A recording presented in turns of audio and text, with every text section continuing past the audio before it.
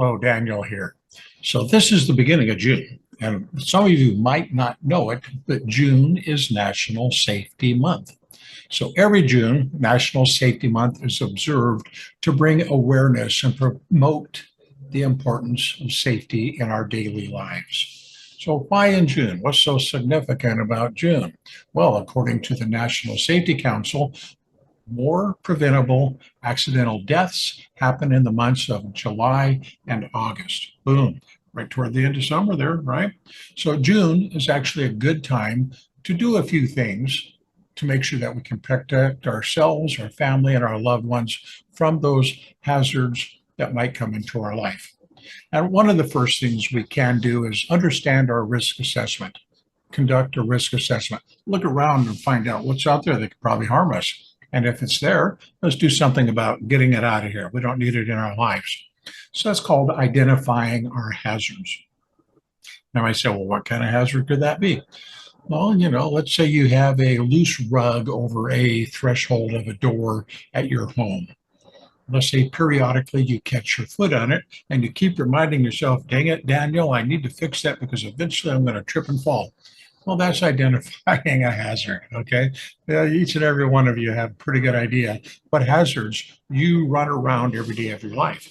But there's also some hazards you might not be aware of, and you can track those down, but we'll get into that later. Once you identify the hazard, you want to evaluate the risk.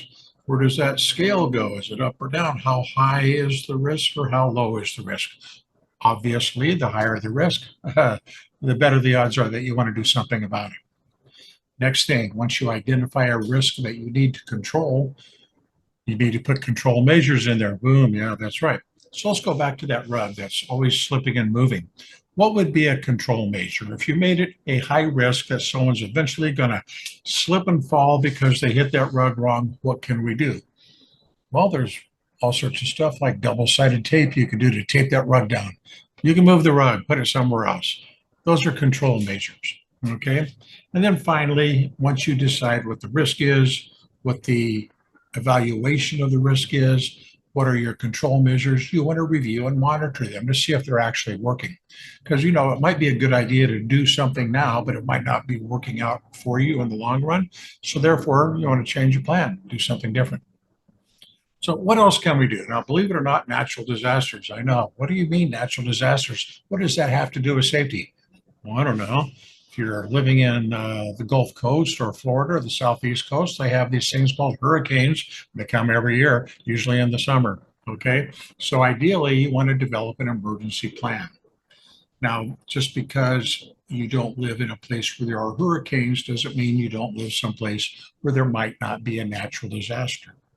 No, you are a smart individual, you can find out exactly what it is that can happen in your community that you should prepare for. Can it be flooding, earthquakes, summer's coming, wildfires, heavy rains in some places, flooding. So there's a lot of things out there we want to look for. So let's identify what the risks are and do something to mitigate those risks to create a safety barrier for ourselves and our loved ones. Other things, and I know you've heard it, I'm going to say it again, assemble your emergency kit. That's right. Food, water, shelter, sanitation equipment, communications, basic stuff. Ideally, stay informed. You want to have some way to stay informed with your county office of emergency management, your fire department, or whoever's going to inform you if there's something going on. There's ways to do that. You can get on the Uncle Google and look up your county office of emergency management. They'll send you right to a page that'll tell you exactly how to stay in touch with them. That's right, they do that nowadays. And you want to protect your property. So what about protecting our property? Well, an earthquake's different than a flood, which is different than a snowstorm. I got it. There's no doubt about that. But a good place to start is your insurance. So I would recommend in protecting your property, you want to do things to prevent additional or damage to them. And they all depend on whatever your risk is. But you also want to talk to your insurance agent, find out what's really covered. That's right. There may or may not be an earthquake insurance or a hurricane insurance, but there is flood insurance. So you want to talk to your real estate agent, your insurance agent, and find out exactly what's covered under your hazard policies for your home and your property to see what will or will not be paid. Now, another very important thing, which very few people even remotely discuss, is financial disasters. I know, a financial disaster. What's up with that? Well, if you find yourself in an emergency, it would be nice to have some money to help you buy your way out of it. I know, that's right. If you have to travel an extended distance to get out of an impacted zone, well, you need gas for the car. You might be staying in hotels. You're going to be eating in restaurants, et cetera, et cetera. This is probably not in your budget.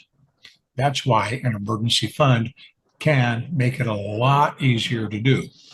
So you also want to remember when you're preparing for financial disasters, you want to budget wisely. Now, I know a lot of people hate that word budget. Oh my God, that means I can't do something. No, it's a spending plan. Look at what you really want to spend your money on and plan for it. Boom, what a deal. Now, we already talked about insurance coverage. As long as you have proper insurance, it's not going to be such a financial burden on you to fix, repair, or replace whatever might have been damaged because of an unsafe act, a natural disaster, or what have you. And then finally, something that has nothing to do with disasters is, well, maybe it does, is diversify your investments. Do not put all your money, all your eggs in one basket.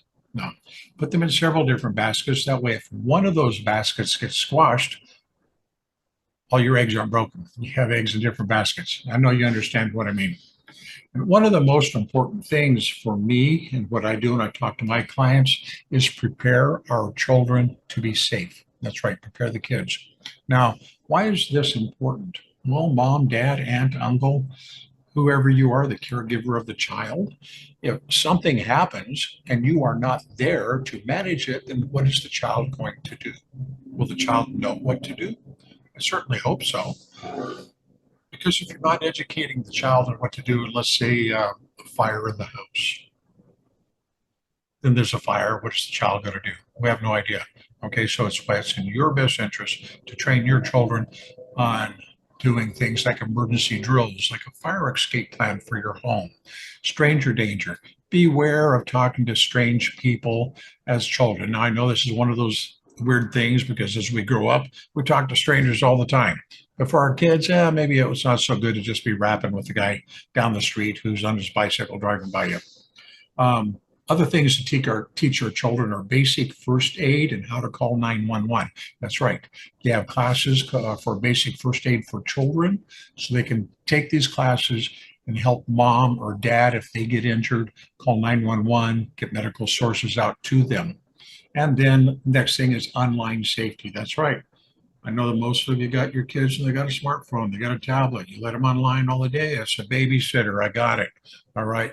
Be aware of what's going on. There are tools you can use to protect them from finding themselves in some places where you don't want them to be. Now, as a kid growing up, I was always in some place my mom didn't want me to be. I know that, but I didn't have the risks or the dangers we have nowadays.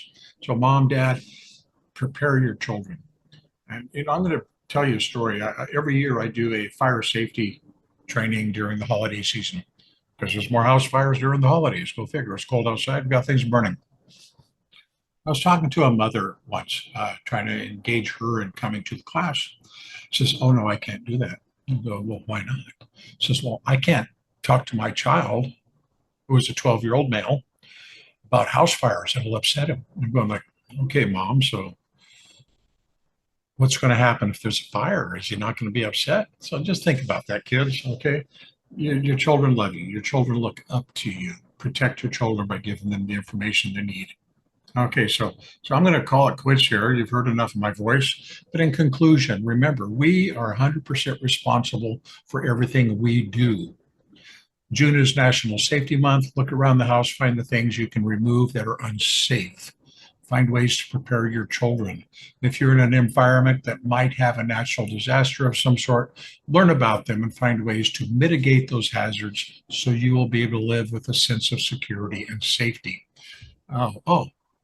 Yeah, and this is my birthday month. That's right. This June is my birthday month. So I'm doing what do I call it? I call it the Finance and Family Assessment Plan, and it's free. All right. There's going to be a link around here somewhere where you can come Get up with me for 30 minutes, 45 minutes. Let's discuss what it is that you want to leave as a legacy for your life, for your children. Let's find out what the safety issues are that are in your life, and we would like to correct them. And let's put a plan together. Until next time, my name is Daniel. I'm a loving, courageous, committed leader, and I want you to be informed and be safe. Out of here.